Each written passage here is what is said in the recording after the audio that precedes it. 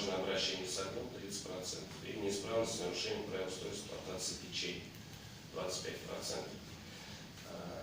Хотел сказать, вот накануне, буквально 29 октября, у нас произошел в городе Казани пожар. Ну, это характерно как раз-таки, наверное, все-таки для этого времени года. Произошел пожар, значит, в частном доме, 1 Таврикиевская улица. Значит, в данном доме у нас проживала семья из 3 человек, отец, мать и ребенок 2,5 года. Значит, как всегда, пожар происходит в ночное время, часто так бывает у нас.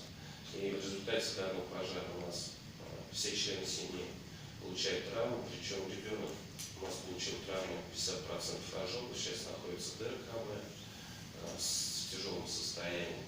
Также отец и мать также находятся в РКБ с ожогами.